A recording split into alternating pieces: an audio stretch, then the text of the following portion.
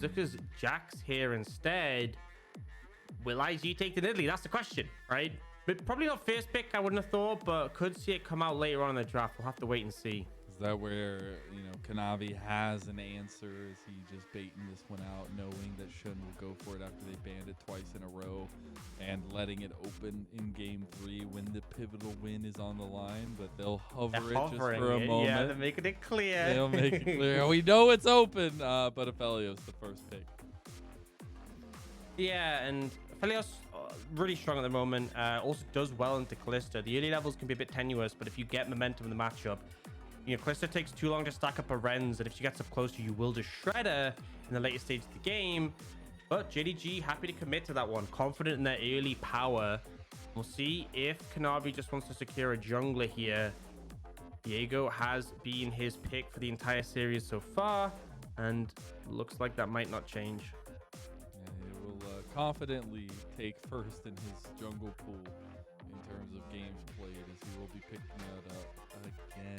So this time with the Kalista a little bit more in terms of their early aggression. They're looking to slam down if they can, and especially those resets. See if they try to pull out the Lissandra again and go with a double soul comp. I don't know if that's gonna exactly work out for them again, as it did not work out last time around. They do lock in the Nidalee, so we get the Shun special here in game number 3. Yeah, so with the Nidalee, you want to have some AD solo laners ideally. Setup in lanes is really important as well. If you have point and click CC, it makes it so much easier. You just lock someone in place, and then Nidalee is able to connect with that spear and deal a boatload of damage is ultimately the game plan. This is the combo. It looks like this is the old school combo. This is what they go with, at least what we used to see Nidalee, not just Shun. It was always the Renekton Nidalee, because you get the stun from the Renekton to set up the max range spear, and then you easily execute. Yeah, and very easy to set up dives as well in the side lane. So I kind of feel for 369, he's going to be put in an uncomfortable spot, assuming this is the top lane Renekton, but it can still be flexed to mid. We'll be up against the Taliyah, though. I like this pick from JDG. Obviously, a lot of dashes between that combo, and the Unraveled Earth can really shut it down. You know, if Nidalee lands a spear and wants to jump in, she risks being stunned and burst out. We're into second phase now, though. We do see the Braum banned by JDG, so taking away something of a engager and a setup for the team. The set banned by IG, so trying to play some mind games with JDG in terms of the direction they want to go. Yeah, so bit of an interesting one, but I feel like JDG, they're probably gonna go for maybe like an Amumu or a Nautilus coming out of this rotation. Would it make a lot of sense in terms of like a support pickup? They're banning away the Braum because obviously, as much as it didn't really work earlier today, still the sort of expected pick, right? If you overcommitted to Braum Aphelios, you will get shredded. And the Gwen ban coming out from 369. Now we'll see what else comes through. Nara is still obviously open and available. 369, despite the fact they lost, still had some pretty strong performances in that game. And that's the thing, is that we could see JDG take Nara here and then counter pick support. But I feel like with Nautilus open, they probably just lean into that. I would just take Nautilus here. They do immediately hover it, but yeah, could just be the nice little simple lock-in for JDG to ensure the aggressive nature of the bot lane and hope of missing. Going to have something to play for with the Kalista as well. It is the lock-in, and now it is on IG to pick the rest of their pieces here. Where are they going to play this Renekton? Are we going to see the flexibility towards the mole in the mid lane? Will it just go to the top side? We still have to think also about where Wink wants to get involved with this one. We got to see some more success from him when he's on the engager than he did on the Lulu in game number 1 as well. Yeah, I want to see setup in the bot lane just to give more options. Alistar pretty good in Kalista because you have that point and click CC, so you can't really outplay it, you can't dodge it. It just connects, and good at dealing with Nautilus in melee range. And now we find out if the Renekton is going to be a flex, if it's going to be put mid or if it's going to be put top. You know, I think it's hard to say. It's hard to say. I would expect it probably to go top lane. I feel like making plays onto the Taliyah isn't the best thing to do, right? If you're trying to dash forward, she's going to throw out an E, going to shut that down. And they go for the Lissandra, so if it's not already clear, like all 3 lanes have CC. You go to any lane as Shun, you're going to be able to have lockdown. They're going to be able to set up your spears. You're going to be able to connect. That is an absolute truth for IG's composition. And this means this is a good, setup for Shun to snowball this game, get the momentum going, get ahead in this one. Whereas JDG, they do end up locking in this Ornn, are just leaning a bit more into scaling, and also something that can be a bit of a brick wall in the top lane, right? Yeah. Obviously, still very much diveable, but if you mess up, if you manage to get a knock up, if it's only a 2v1 dive, not a 3v1, there is out potential, and he will scale up to be a monster later on. And I think the biggest thing for me here is JDG, again, are in a position where, at least with the draft, they're saying, we see your skirmishing, we see your setup for the Nidalee, we see that you need to get the ball rolling because, Nidalee's not the most influential later on when the spear doesn't really do too much. So you're looking at, where does IG get ahead early on? We saw them find success with that in the last game and in a lot of their series here, but it's very tough because you have so much of that late game setup with a bit of a bridge for JDG in this one. Yeah, I think that's the thing. I think the fact that they picked these two solo laners, the great responses to what IG has picked up.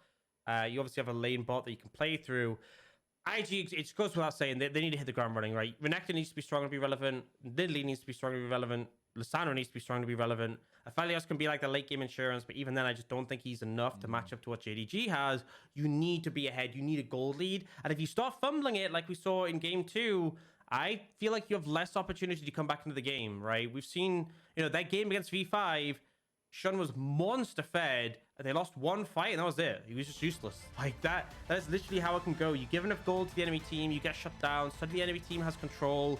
And she also thrives on skirmishes, small number skirmishes, not team fights. You want to be finding one person, two people isolated, land a spear, blow them up, try and take down the next. If you end up going into the 5v5, especially when behind, it won't be pretty. Yeah, and with the setup JDG have, they definitely want to be grouping up later on into the game. So we'll see how the dueling fates work out here as the last game of the first day of Week 7 in the LPL kicks off now. IG versus JDG. Again, a lot of the series has already been on the shoulders of Shun and Kanavi, both with very bright performances and very dim performances, at least in this series so far. We'll see what the culmination ends up being, which is getting me so excited because we get the Shun special, but also Kanavi feeling comfort on the Viego. Yeah, I'm interested to see how Kanavi paths, because he, by all means, wants to avoid this Nidalee as much as possible. He has the bot lane, which is going to easily have Prior, right? No, Alistar, very bad level 1. And Aphelios, not the best either, because he doesn't have any ability. And it looks like they might actually go for a potential invade here. So they have actually an exceptional level 1, right? Nautilus, Kalista, and Taliyah, all very powerful. And this is a great way to set the enemy. Oh, behind, baby. they're ready. That's 5 members of IG down here. They wanted early blood. They get the early flash. So not necessarily going to be exactly what they want. They also got the cleanse out of Yagao, though. Yeah, I feel like the big thing is that, yes, you burn those summoners, but the biggest advantage you had was the element of surprise. You lose that, and you actually have to burn the TP from Zika. Zika also burning his flash, as did Mole. So, okay, 369 now is going to hit level 2 way before Zika and can even zone him away. Bear in mind, Renekton is not good level 1 and started his W. So, like, this is, like, horrible for Renekton, by all means. And 369 should be very comfortable. Yes, there's no cleanse in mid, but there's no flash, so a lot less threat from Lissandra. IG stopped the steal off the camp, but I think they suffer a fair bit for it. They got to find a way back in as that level 1 aggression for JDG's bot lane ringing true here is exactly what you would expect from the Kalista Nautilus lane. 369 going with a little bit of late early. Those aren't words that work together, Mazel. Pick one, Mazel. You gotta pick one. Gotta pick one. But it is the early warning, at least for 369, to try and help spot out the vision game, which we have seen been pretty crucial in terms of Kanavi and Shun navigating each other. Yeah, and we'll see if Kanavi... I don't think you really want to go invading at this point. Obviously, very hard to pin down the Nidalee. You would have support of your laners initially, but... I mean, the main thing is that, like, Nidalee, we've seen Shun just go for those aggressive invades and be such a pain. Tracking the Nidalee and stopping that from happening to you is really important. So now, Shun is going to be able to pick up the Skull Crab.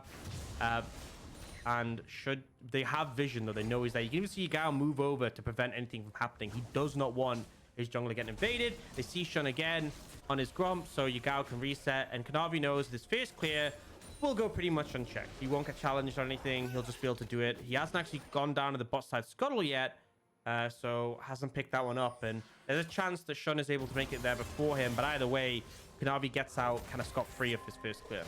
Yeah, he's just trying to full clear through as quickly as possible. Then look, as Zika has this pretty big push in top side, he'll be able to bounce out a little bit, try to get some warding, maybe a little bit more, at least knowledge for IG in terms of where Kanavi is. As they do spot him out doing his Krugs, they'll realize the full clear has been completed.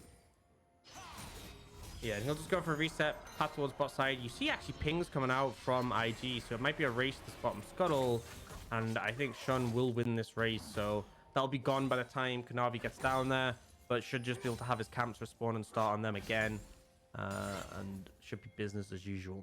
So I guess with this Nidalee pick, and especially with the Renekton up top lane, I do expect when you see this combo, it to be playing around each other. I feel like it's a little bit more difficult for IG to do that. But speaking of, we got a little bit of bush play going on as Kanavi finds the Cougar in the bush. Shun getting collapsed on here by the rest of JDG. Here comes Wink and On.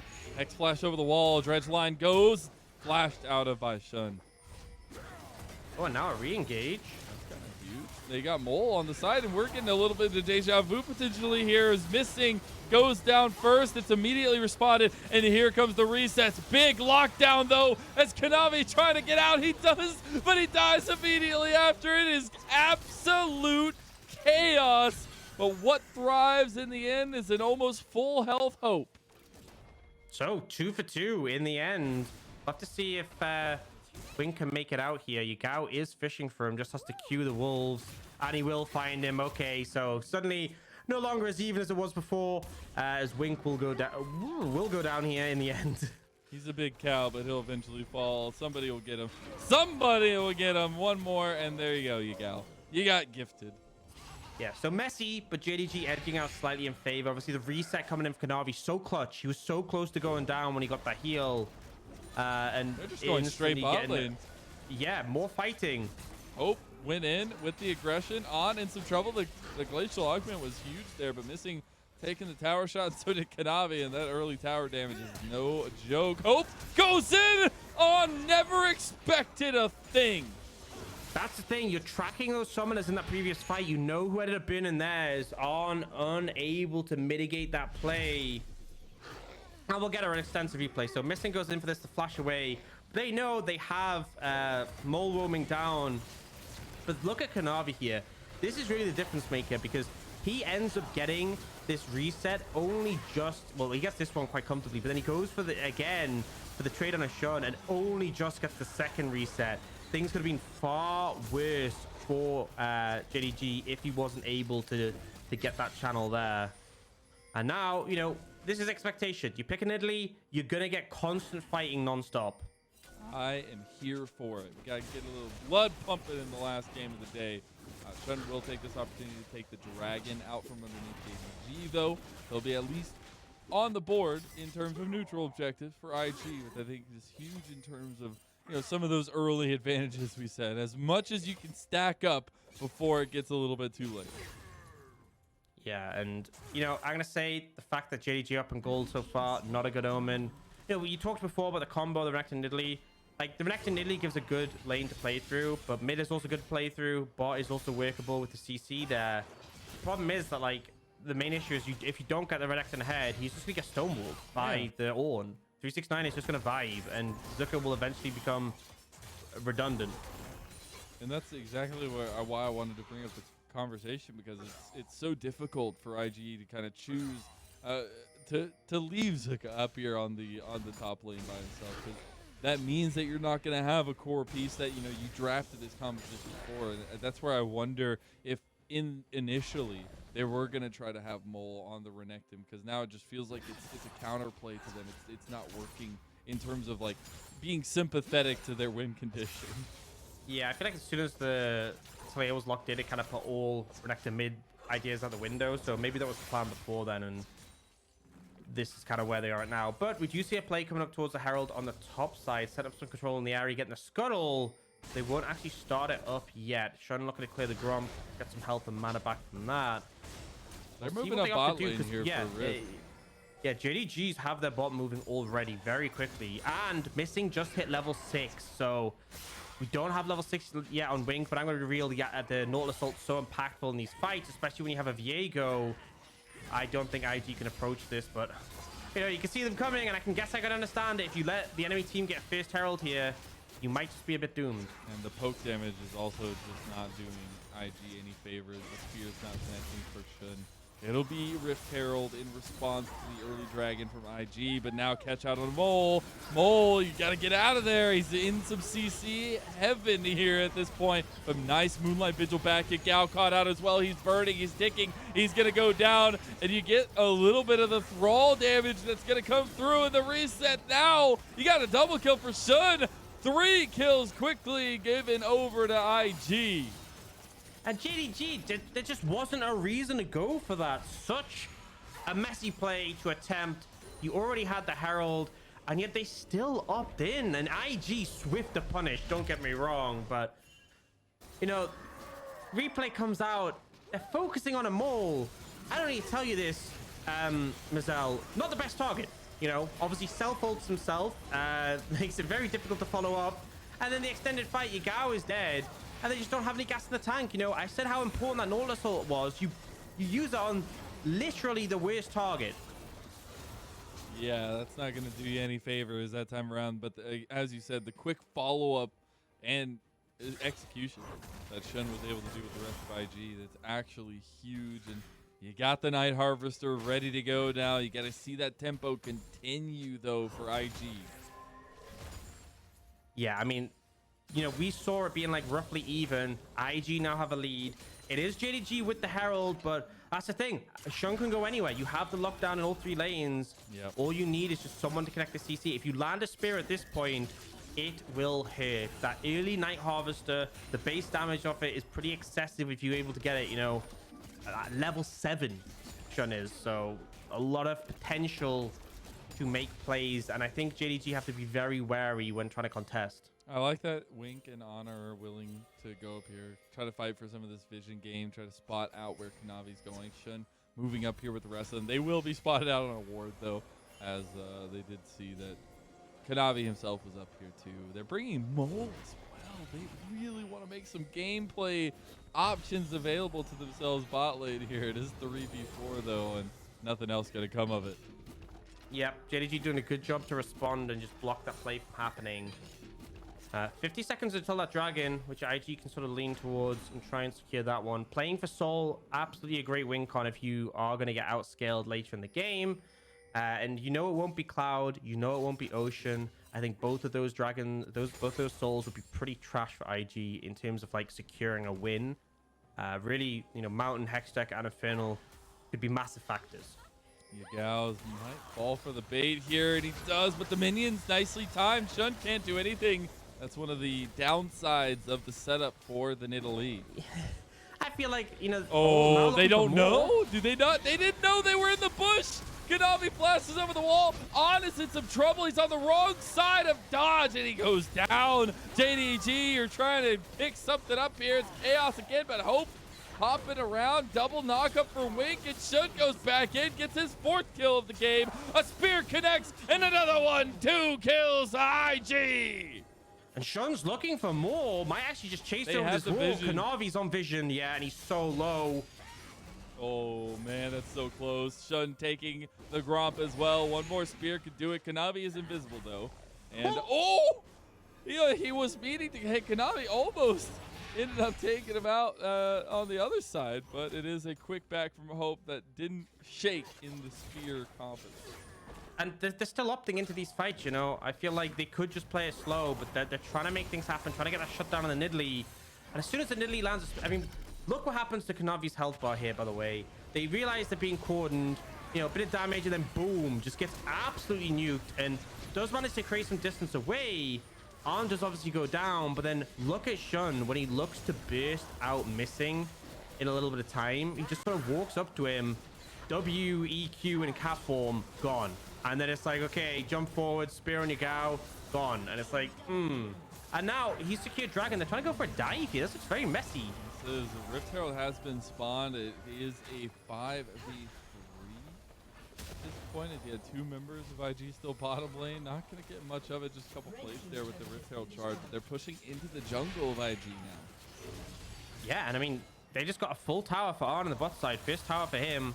And remember, that's the late game insurance for IG. If you get gold on Nidalee, fantastic, but it's not going to carry this game in the end of it. Whereas getting gold on Ornn, super valuable. JDG bring 5 members up, only to not find the tower. And it is an Infernal Soul, Mazel.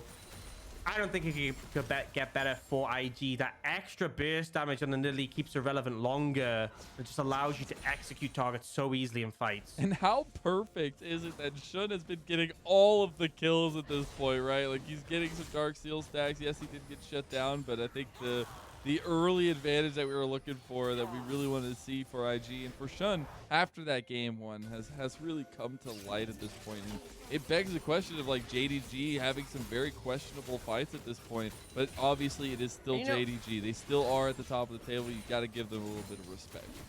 It begs the question, V5 left Nidalee open and quickly learned their mistake. And despite the scoreline being the same, I don't think JDG are on the caliber of V5. I feel like JDG should have learned from that lesson. I feel like JDG should have gone, oh, well, maybe if V5 thought Nidalee was a problem, we shouldn't leave it open. And we're getting textbook example of why. I just don't understand why teams forget. This is what happens when you let it open. And sure, there's definitely still potential for JDG to come back from this, don't get me wrong. But it just feels like such a headache, right? Why put yourself through this? We do see the tower gone in top side, and Zika is going on 369, but this is the noodle fight we'll see time and time again for the rest of the game, more than likely, unless we get other influences from other teammates. It is Rift Herald started up from IG, though. No real response coming out from JDG at this point. And it'll be more objectives going IG's way, and they are really starting to stack them up. Yeah, I mean, this Herald can easily take down that mid-tier 1, the one that is still standing, and allow IG to push further into the enemy jungle, deny camps, keep Snowballed and Steadily, who is 30 CS up in the jungle, super fed so far. It looks like they might just stand that down quickly, but they have Dragon in 2.5 minutes, so they could save it until then and look to use it to get pressure. If they start to get towards that, if they get that 3rd Dragon, start to get towards that 4th, it gets very scary. Looks like they want to play now and watch. Solo laners from IG had Prio on the sides. They're rotating over. It's a 5-man play. JDG can't do squat. Nope, and that's a outer tower taken down now. The rest of the pressure is still coming in. They're going to get another charge here unless Yagao can do something. The seismic shove is not going to be there. Re-engage, though, coming in for missing. Mole, again, they go on a Mole. He's the target they want you to engage on. Missing is out of there, though, as the back end of JDG's fight is okay in terms of stabilizing. Just don't engage on the Lissandra. You know, Mole still has flash and stopwatch available, and yet they're trying to commit to this horrific target. And I mean, you can argue, okay, maybe he was fishing for someone else and he just took what he got. But man, JDG are just looking off kilter, and IG, they get the tier 1 mid, they get the 2nd charge as well. They can start playing a setup for this Dragon in a minute 30, and if they get the 3rd, that puts a momentous amount of pressure onto JDG. See Shun heading over just to clear his top side camps. That's the thing with the Nidalee, when you snowball, and she's already a fast clearer, but when you get ahead, like that extra damage that you have, the extra AP just means you clear so much faster as well. Shun's using it very, very well, as we'll see him continue to go through the paces of farming out these jungle camps. A minute until that dragon spawns that you were talking about.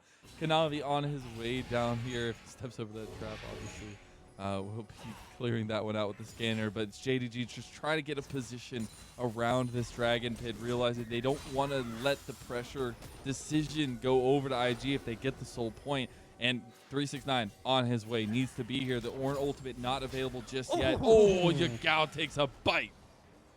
Yeah, that hits. You gotta be careful about the spears. And look at the bot lane.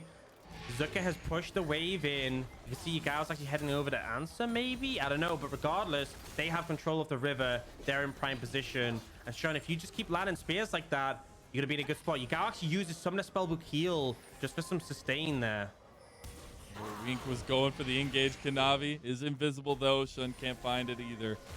That was a nice little move from IG, but they're getting corralled a little bit here. See if IG can move back into the pit area as Dragon is spawning right now. Moonlight Vigil also goes wide. JDG are just single-handedly picking out some tools from IG, but here come the tools. Shun caught out a bit. Here comes the Ornn for 369. Yagao using the split on, can't get in the fight.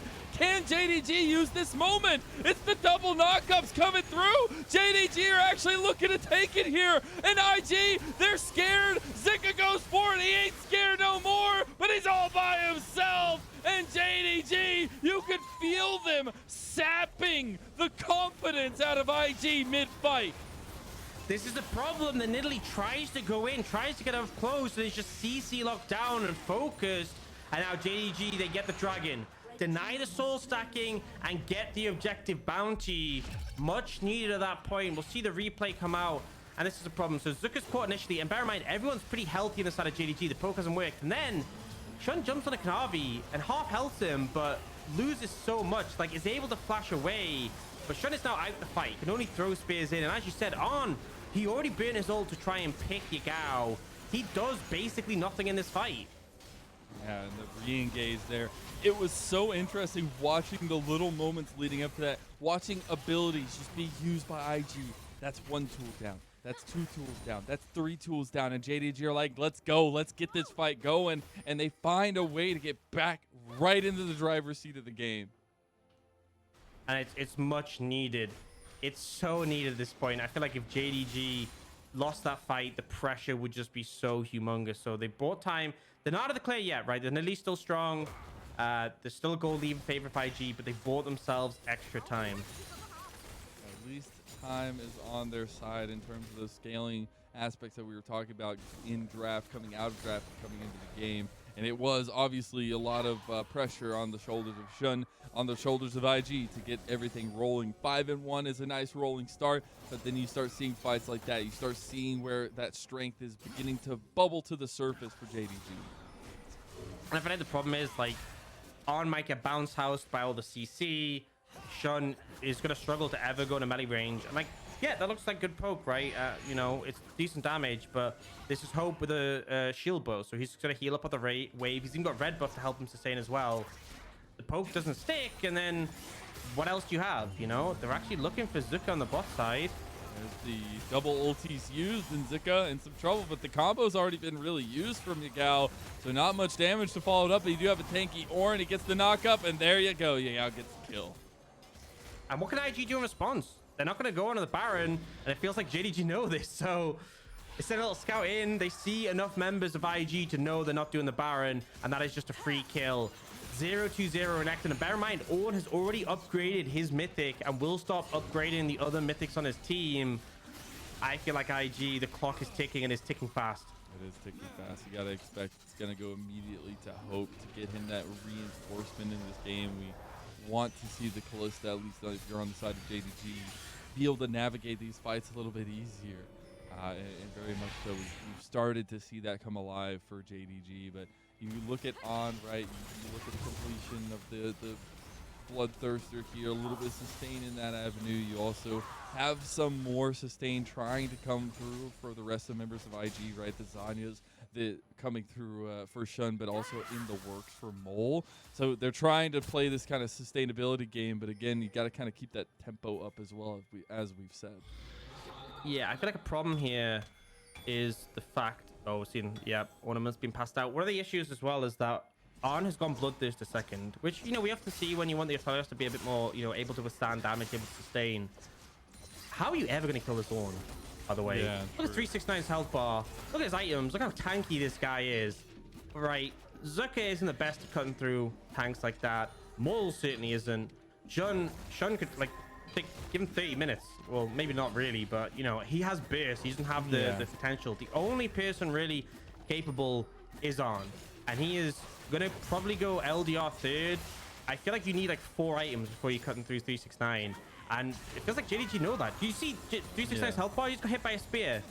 Didn't tickle him. He's got no MR. He's got no MR. And it didn't tickle him. And that's what we were talking about when it's so scary looking at the Nidalee, why there's such a big timer, because you know this pick will not do the same it does in the first 20 minutes as it does in the last 20 minutes. And it gets a lot more difficult to navigate. And that's where you look at the rest of the team to take the bridge that you've built in the early game of the Nidalee and take it forward. But in this kind of moment, it's difficult to see how they're going to pilot that bridge. Yeah, I mean, the real rough thing is this Renekton, man. Maybe this Renekton should have been a Kale or something. I don't know. That's what I'm saying. That's what, like, mind assurance. games from JDG or something. It just doesn't feel like it fits the style that IG wanted to go with by sticking it all the way in the top lane. Yeah. Now, being set up for Dragon, if IG don't get this, Soul is out the window. By the time they could have Soul, game is over for them. They've been outscaled too hard. So they have to contest this. They're grouping up. It's only a 1,500 gold lead. Look at this beefcake that is 369. He's ready to rumble.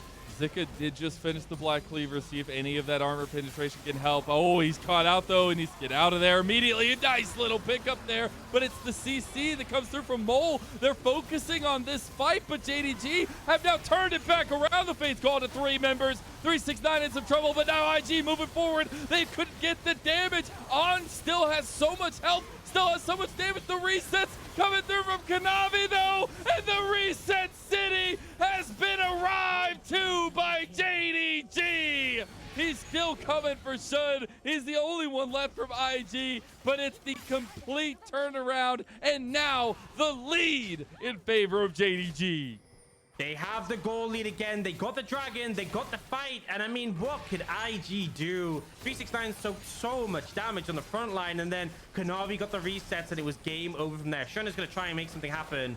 But other than one shot on someone with a spear, I don't think he gets near this Baron. But that's still on the table here. There's a lot of low members. Just don't go in there, Shun. You will die immediately. He can't get in. TP's coming in a little bit late. Spears are not connecting. And he gets engaged on.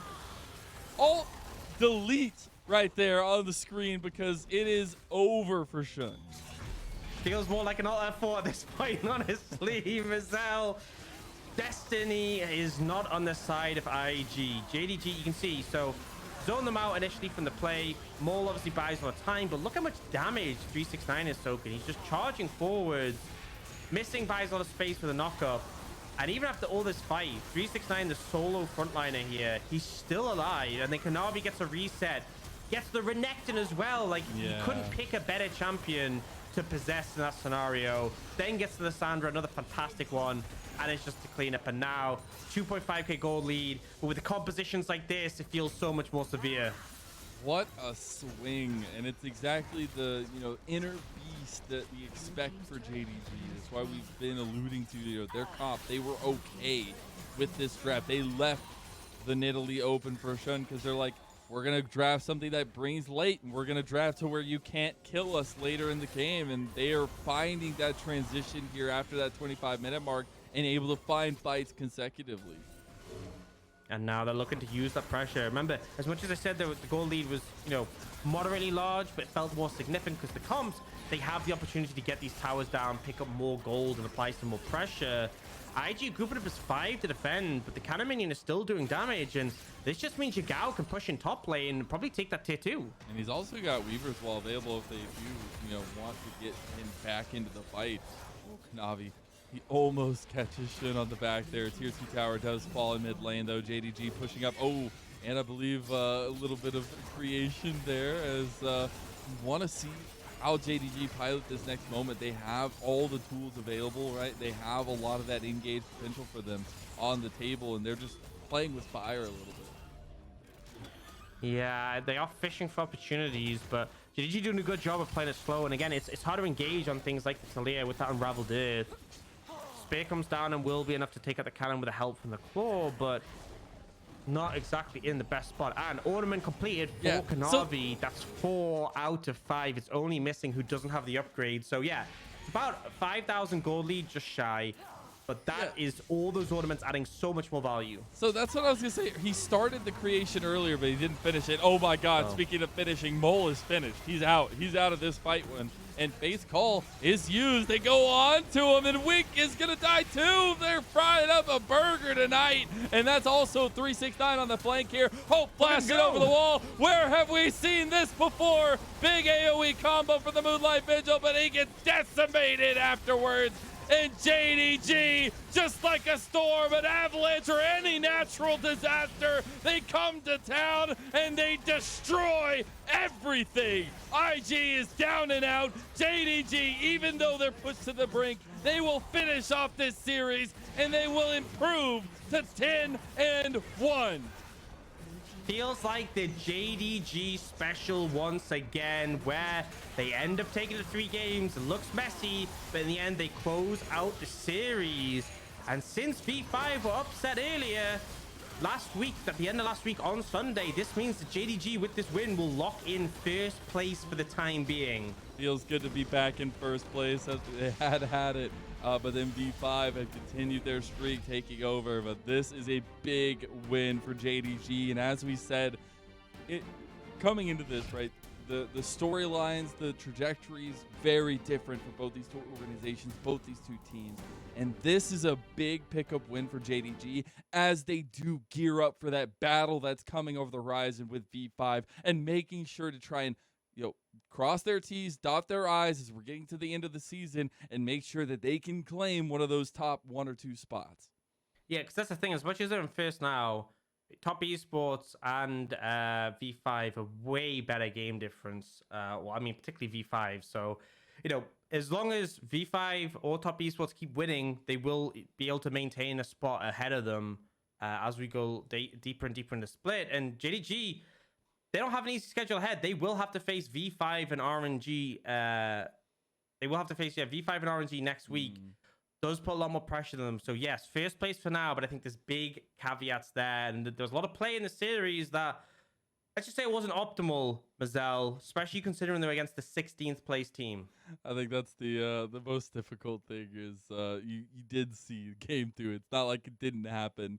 And even moments of game number 3 against IG. And that's where I do want to take a moment to talk about IG a little bit in terms of that conversation I was alluding to earlier, and the fact that this is Mole coming in here, second series, trying to figure out what the synergy is like with Shun. We got to see a lot of the good moments, but also where that communication is lacking, where that team synergy is kind of lacking to some extent, as well as some of the drafting coming through for IG felt a little bit off, felt a little bit different. But that's where the development and the progress, it's still in a work in progress, that is, for IG. It's still trying to find, what works in a season, and it's been a long season for IG and not the most successful, but you can still see why they're trying to work through what they are working through.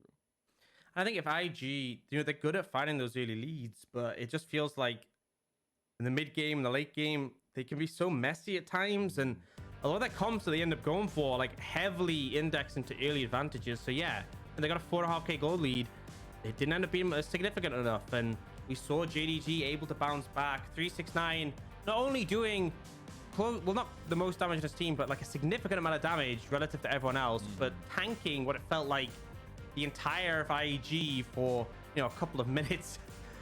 So solid from JDG to bring this one back, but still question marks regarding them. I think it remains to be seen. Despite how high they are in the standings, I still don't think their play really puts them in that first in terms of strength. But IG once again don't manage to find the win, and with them going to 1-9 in score, it has to feel like the chances of playoffs are really out the window.